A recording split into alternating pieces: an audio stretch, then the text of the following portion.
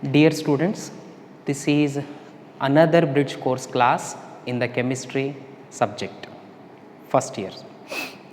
In our previous bridge course class, we have revised some portion from your school syllabus, and today we shall continue the same by going back to your 10th organic syllabus, where you have studied some organic chemistry. In that chapter, that is carbon and its compounds, there you have studied about saturated and unsaturated compounds. I have also told you in my previous bridge course class what saturated and unsaturated compounds are. So saturated compounds are those compounds which contain single bond between carbon to carbon, and unsaturated compounds are those which contain carbon to carbon double bond or triple bond. So if they contain carbon to carbon single bond, we call them as alkanes. We call them alkanes. Their general formula is CnH2n plus 2. Their general formula is CnH2n plus 2. If carbon to carbon double bonds are there, then we call them as alkenes. Their general formula is CnH2n.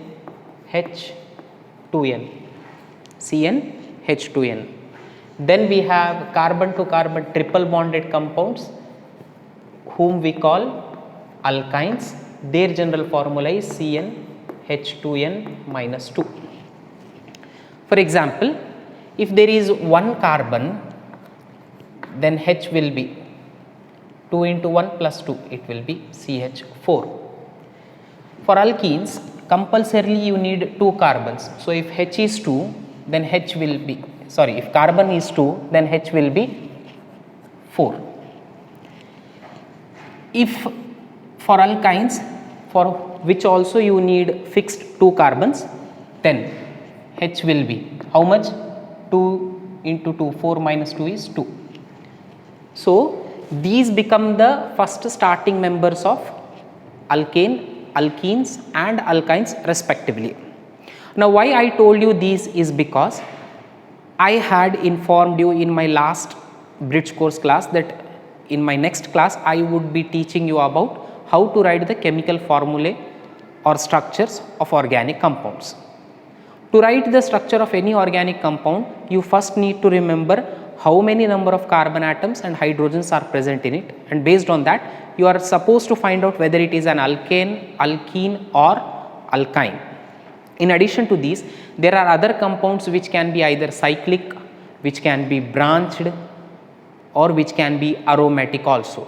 Time being we shall not bother about them, we shall only understand the 3 types of organic compounds, alkanes, alkenes and alkynes, and how to write their structures.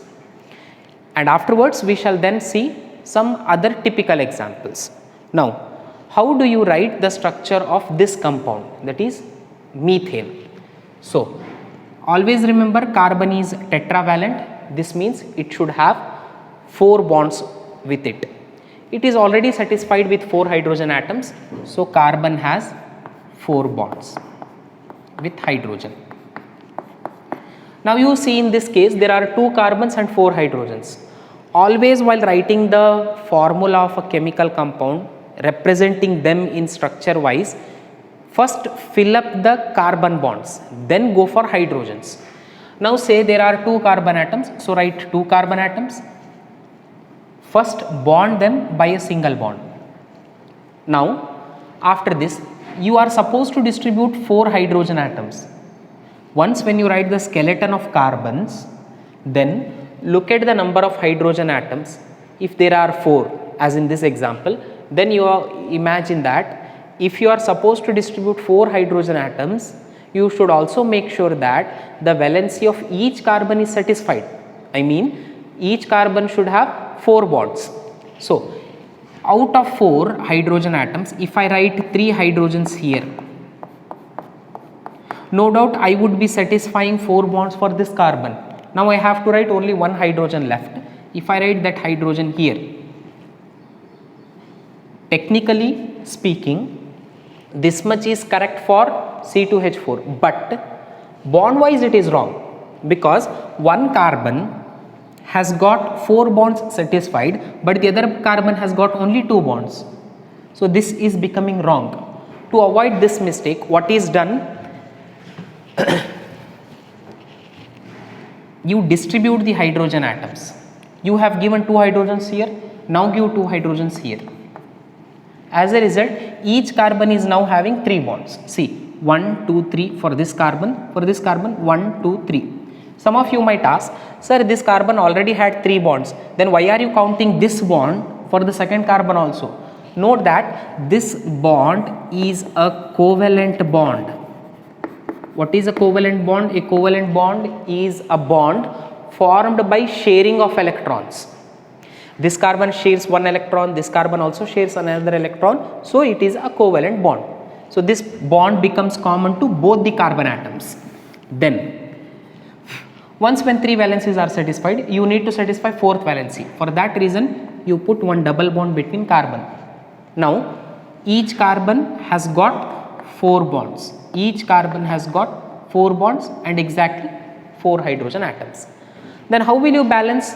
How will you write the structure for ethine? See, again write carbon skeleton with a single bond. It is given 2 hydrogens. Distribute hydrogens equally. Distribute them equally.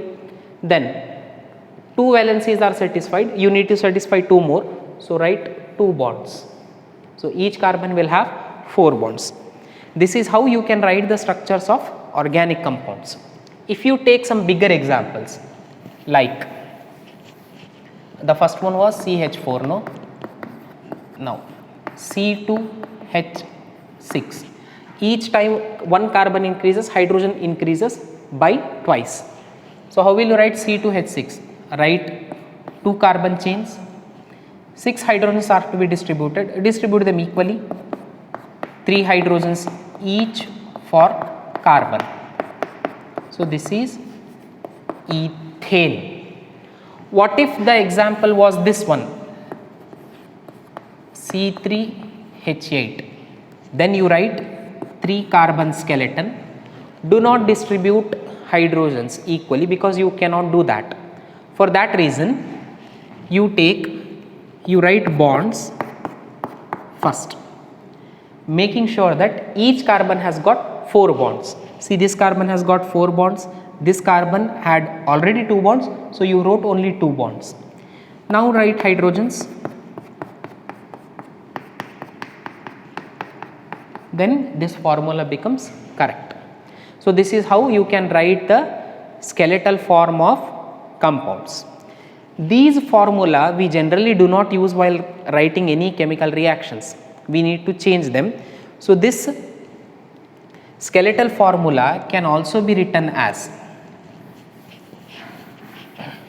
see, while writing skeletal formula, you need to split carbon and hydrogen bonds. You need to split all the bonds between carbon and carbons, but the same formula can be condensed. For condensing, you need to write only carbon atoms. You write first carbon atoms. Do not indicate the bonds with hydrogen atoms.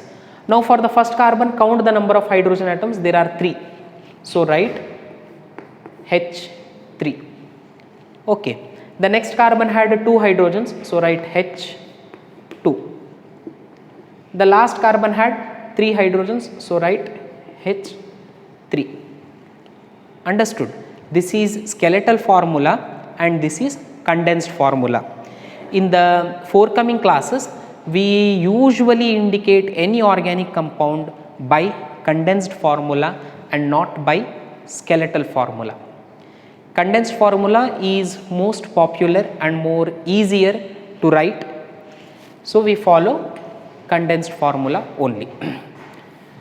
Now if writing the formula is done, if you know how to write the chemical formula of any compound, then we shall see some other atoms that are present in organic compound. I did say an organic compound is any compound which contains carbon and hydrogen in it. In addition to these, sometimes An organic compound can contain other atoms also, like oxygen, nitrogen, sulfur, any halogen, etc. We call all such atoms as heteroatoms. They are called heteroatoms. Now what are heteroatoms? Heteroatoms are any atoms which are not carbon and hydrogen. Which are not carbon and hydrogen. If these atoms are present in the organic compound, they may be present alone. Means they can be present as only nitrogen itself, or they may be present in combination with other atoms. They may combine with hydrogen, they may combine with carbon and exist as a group. If they exist as a group, then we call such atoms as functional groups. Then we call such groups as functional groups. What are functional groups? A functional group is an atom. It can be an atom or it can be a group of atoms. Single ಇರ್ಬೋದು ಅಥವಾ ಬೇರೆ atoms ಜೊತೆ ಕೂಡ್ಕೊಂಡಿರಬಹುದು. A functional group is an atom or a group of atoms present in an organic compound other than carbon and hydrogen. Carbon ಮತ್ತು ಹೈಡ್ರೋಜನಿಗೆ ಬಿಟ್ಟು ಬೇರೆ atoms ಏನಾದರೂ ಒಂದು organic ಕಂಪೌಂಡಲ್ಲಿ ಇದ್ದರೆ ಅಂಥ ಆಟಮಿಗೆ ಅಥವಾ ಆ ಆಟಮಿನ ಗುಂಪಿಗೆ ನಾವೇನಂತ ಕರಿತೀವಿ? ಫಂಕ್ಷನಲ್ ಗ್ರೂಪ್ ಅಂತ ಕರಿತೀವಿ. When are they called functional group? if they are responsible for giving some special property to that organic compound. ಅವುಗಳ ಪ್ರೆಸೆನ್ಸ್, ಅವು ಏನಾದರೂ ಆ ಆರ್ಗ್ಯಾನಿಕ್ ಕಂಪೌಂಡಲ್ಲಿ ಇದ್ದರೆ ಅದರಿಂದ ಆ ಆರ್ಗ್ಯಾನಿಕ್ ಕಂಪೌಂಡಿಗೆ ಏನಾದರೂ special character, special property, special ಗುಣಗಳು ಬರ್ತಿದ್ರೆ, ವಿಶೇಷ ಗುಣಲಕ್ಷಣಗಳು ಇದ್ದರೆ ಅಂಥವರಿಗೆ ಫಂಕ್ಷನಲ್ ಗ್ರೂಪ್ ಅಂತ ಕರಿತೀವಿ. So functional group is an atom or a group of atoms which decides the chemical property, which decides the properties of an organic compound. ಇವೇನಿರಬಹುದು? Like they could be chlorine, bromine, iodine, fluorine, nitro, amine, carboxyl group, aldehyde, etc. They can be any of these. Now you may ask, sir, this is single chlorine, bromine, iodine, fluorine. What is this? It is called nitro. Though it is not a functional group. It is not a functional group, but it is simply a heteroatom or a hetero group. NH2, it is a functional group. Carboxyl, it is a functional group. CHO, aldehyde, it is a functional group. Some of you might get confused. Sir, you said functional group is a group which is present in addition to carbon and hydrogen. Then this functional group is containing carbon and hydrogen also. So, a functional group is an atom. It could be single or it could be a group of atoms. In that group, carbon and hydrogen may also take part. Understood? So, functional group is an atom or a group of atoms which decides the property of that organic compound, which is responsible for some special character of that organic compound. So whenever functional groups are present in organic compounds, they give some special characters, like say if OH is the functional group present in organic compound, then such organic compounds are called alcohols. Alcohols are the organic compounds which contain OH as the functional group. If they contain CHO, then we call them as aldehydes. Presence of CHO in organic compound is called aldehyde. Then if you have COOH, they are called carboxylic acids. They are called carboxylic acids, and so on. There are many more. Whenever we begin syllabus, we shall explain about them. Now if you have known what functional group is, you need to know what homologous series is. A while back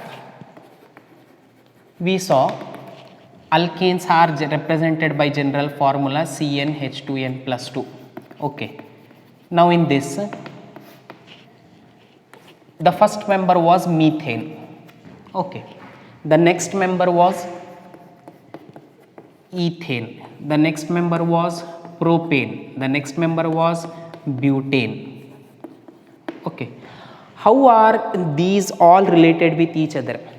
They all are alkanes and they all are represented by one general formula. They all are called homologous series. Homologous series is a series of organic compounds. It is a series of organic compounds in which all the members obey same general formula. ಎಲ್ಲರಿಗೂ ಒಂದೇ formula apply ಆಗುತ್ತೆ. ಎಲ್ಲರ behaviour ಒಂದೇ ಥರ ಇರುತ್ತೆ. ಎಲ್ಲರಿಗೆ ಏನು difference ಇರುತ್ತೆ? How do these two differ? They differ by 1 carbon and 2 hydrogens. Now these two differ by 1 carbon and 2 hydrogens. You may ask, sir, how are these two differing by each other? For example, you say the first member is CH4, the next member is C4H10. These two are differing by C3H6. So listen properly. First member and the second member. The second member is the successor of the first member. Understood? So we say this is successive member or progressive member. Each successive member differs from its predecessor by a methylene group. CH2 group is called methylene group. It is called methylene group. Now if I ask you to find out the mass, 1 carbon's mass is 12, hydrogen mass is 1, there are 2 hydrogens, so 2.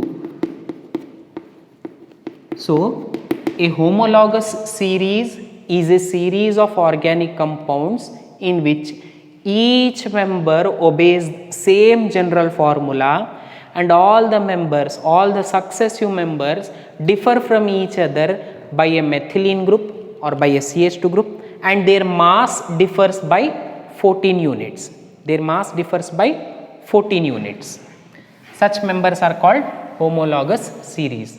Sir, what about this family? Say CH3OH, then CH3, CH2OH, CH3, CH2, CH2OH.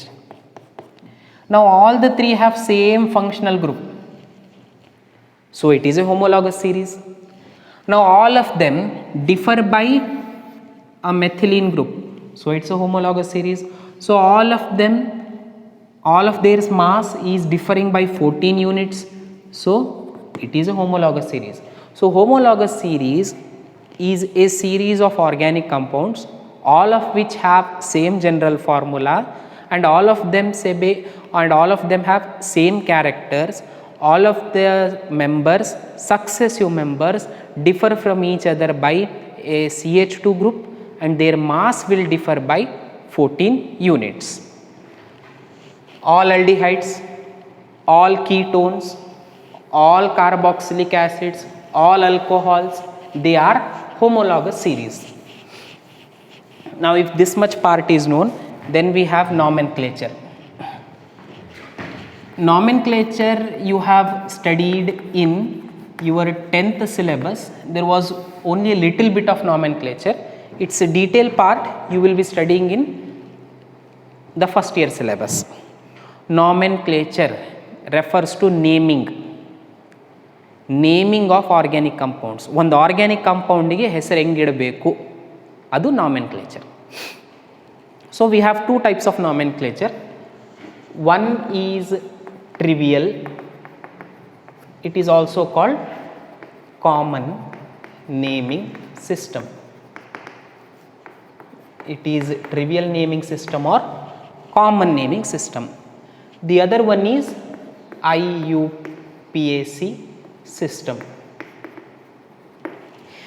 Every organic compound has got two names. One is a common name, or we also say local name, and the other one is IUPAC name. Why do we need to have two names? Begins the curiosity for naming the compound. Now all organic compounds have different names in different countries based on their languages. If you are going to discover any organic compound in your place, you might name that organic compound after your name, or else your parents' name, or else the village you are from, or else the city you are from, or else the country you are from. So, if the same organic compound is discovered or found out by some other person in some other country, he will give his own name. So, same compound has now got two names. Imagine if the same compound is discovered in some 10 countries, so it will have 10 names. Now, if you know only the 10th name and you are visiting the second country and telling the 10th name, there you will not find that compound because that name is unknown. So, to avoid confusion,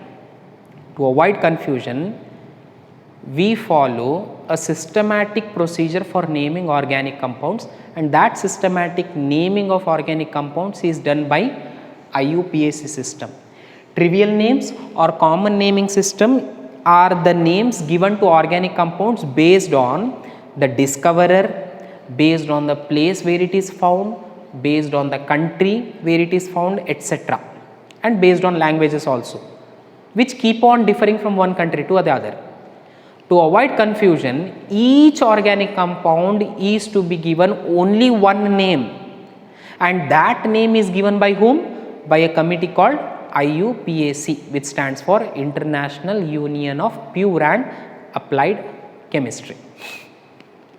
What does this union do? What does this committee do?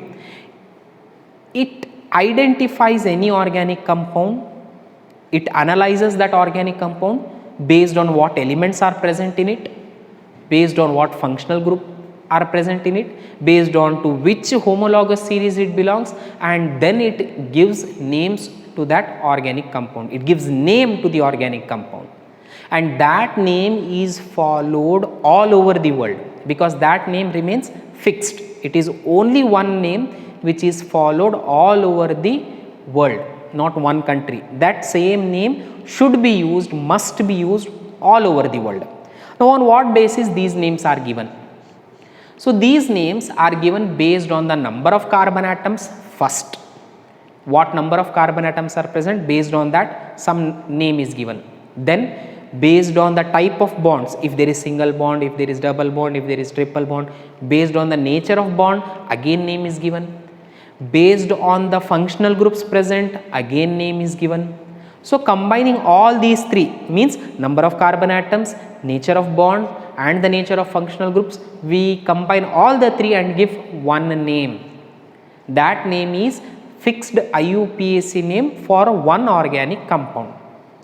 So, every IUPAC system's name is made up of three parts. The first part is called root word. Root word indicates the number of carbon atoms. The number of carbon atoms present in organic compound. Then we have prefix. Then we have suffix. A prefix, pre means before, fix means attaching. A prefix is any word that is attached before root word. It is attached before root word. Then suffix is any word which is attached after the root word. So, if I ask you to attach them, if I ask you to arrange them in sequence, how will you arrange? You will arrange them as prefix, root word, then comes suffix. This sequence must be followed for naming any organic compound. Now, you may ask, sir, what root word is? I said root word is the number of carbon atoms present in organic compound. If any compound is containing only one carbon atom, then we write root word as meth. The reason why methane is called methane is because it contains only one carbon, therefore meth. Okay. If there are 2 carbon atoms, then eth.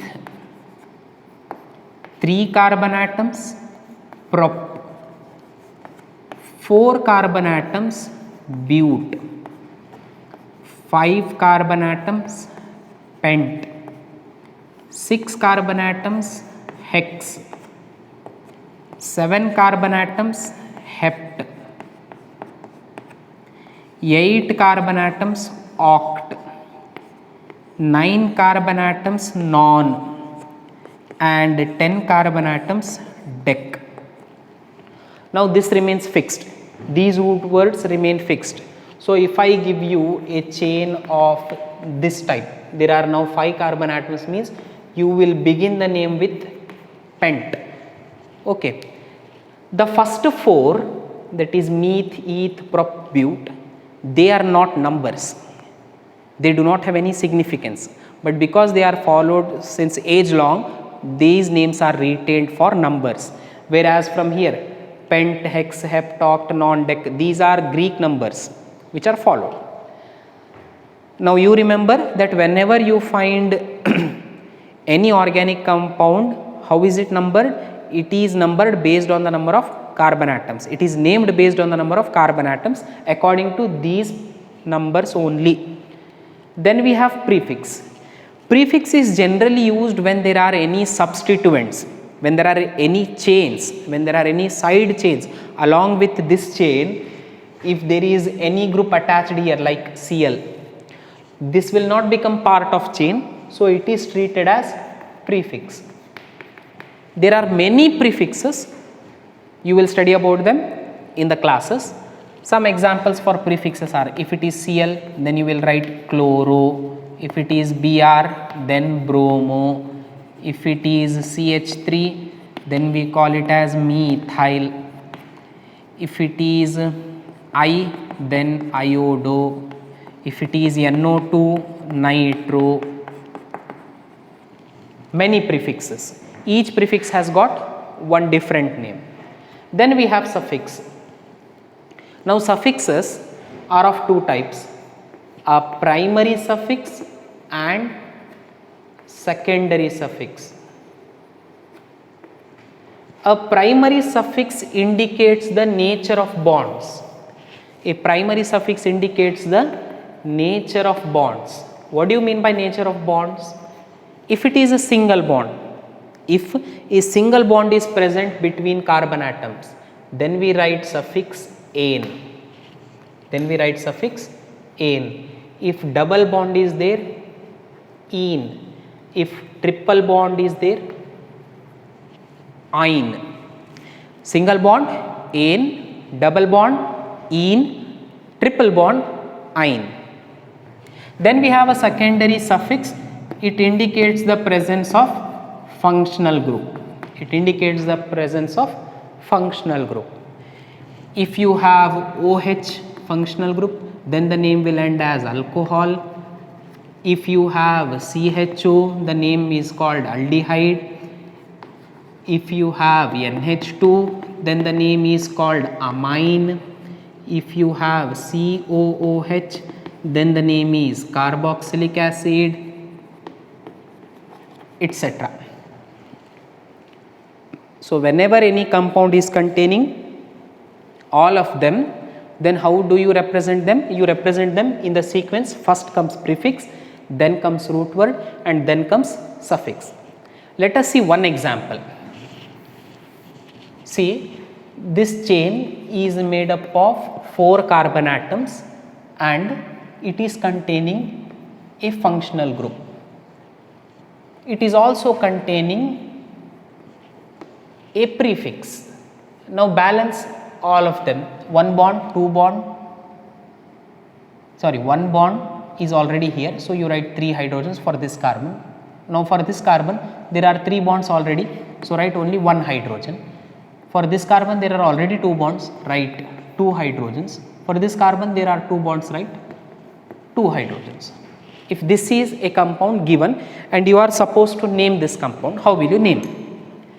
Now remember, there are some rules to be followed while naming any organic compound. The first rule says, the first rule is longest chain rule. According to this rule, in any organic compound, the longest chain of carbon atoms, continuous chain of carbon atoms should be selected as parent chain. So here if you count 1, 2, 3, 4, the chain is of 4 carbon atoms, so it becomes our parent chain, that is longest carbon chain as parent chain. Then second, you have lowest number rule. This is one other rule. I shall explain about them in detail in the regular syllabus. This is just a brush up of your 10th syllabus. Then we have lowest number rule. Now this rule says, in the chain, if there are some special atoms or some special groups like functional groups or any substituents or prefixes, then they are supposed to be numbered. How are they numbered? They are numbered in such a way that their number becomes least. Their number becomes least or their number is minimum. Then third, preference. Preference means whenever you have a functional group, as well as a prefix, then functional group should be given preference. Functional group should be given least number. So you should count this chain in such a way that the functional group is getting the lowest number possible. If I count from here 1, 2, 3, 4, our functional group is getting 4th number. That is wrong. So count this chain in such a way that functional group gets the least number. Understood? If the functional group contains carbon in it, if this was the case, then this carbon should be numbered 1. If the functional group is not containing carbon, then the carbon to which functional group is attached, it should be numbered 1. Now after numbering is done, arrangement of prefixes. We have 4th rule, it is arrangement. Arrange them in this sequence. First comes prefix, then comes root word, then comes suffix. So now here we have the root word is. According to this example, the root word is. For short, I will write root word as RW. There are 4 carbons, so but. Okay. Then we have one prefix at 3rd carbon. So we have chloro. Which chloro? 3-chloro. Then we have functional group suffix, that is alcohol. Its name should end as all, OL, all. Combining all of these, how will you write the name? First comes prefix, then comes root word, then comes suffix. So first write 3-chloro, then but, then you need to remember suffix. You notice that all these are single bonds. So write ane followed by all. Still this name is not correct. It is not correct because remember there are some minor rules also, like if there is a number and an alphabet, they are to be separated by a hyphen. The first letter should be always capital and in between nowhere should you write any capital letters. The name should be continuous, so 3-chloro, then root word was but, do not write capital, write small, but. Then write the nature of bond, it was ane, E. But while writing, remove the last letter E and write OL, all. This is the correct way of naming any organic compound. You go through your 10th textbook, you go through your 10th standard syllabus, chemistry chapter carbon and its compounds. Therein, you will find many examples where you can solve these examples based on the rules given, and if you do not follow, feel free to approach the college. Now, if this is done, then we shall take one more example to prove how nomenclature is done. You see this example. I have now 5 carbons wherein there is a double bond. How will you complete this into condensed formula? By writing hydrogens. Begin from here, first carbons, one bond is there. So you write 3 hydrogens to make this carbon 4 bonds. The next carbon is already having 3 bonds, write 1 H. Next carbon 3 bonds, so 1 H. Next carbon 2 bonds, so 2 hydrogen atoms. The last carbon 3 hydrogen atoms. Now this much is done. After this, select the longest chain. This itself is the longest chain because there are no branches. Now, numbering rule. I said if there is any prefix or suffix, then you should number. Numbering is done in such a way that the prefix or suffix gets the least number. Here double bond is the suffix. So from where should I number? If I count from here 1, 2, 3, 4, 5. The double bond started from second carbon. So 2 is the number. If I count from here 1, 2, 3, 4, 5. 1, 2, 3. From 3. I said lowest number possible should be given to the suffix. So this is correct and this is wrong. So taking that into account, now you see if there are any functional groups in it. There are no functional groups present. So that rule is gone. So find out root word. Root word is made of 5 carbons. So pent. Then find out if there is any prefix. No. Find out if there is any suffix. Yes, you have. It is -ine. At what number? 2. So how do you write the name? Pent 2-ene is the correct IUPAC name of this compound. If this part is understood, then we shall begin with some other topics in our next bridge course class or regular classes. Thank you.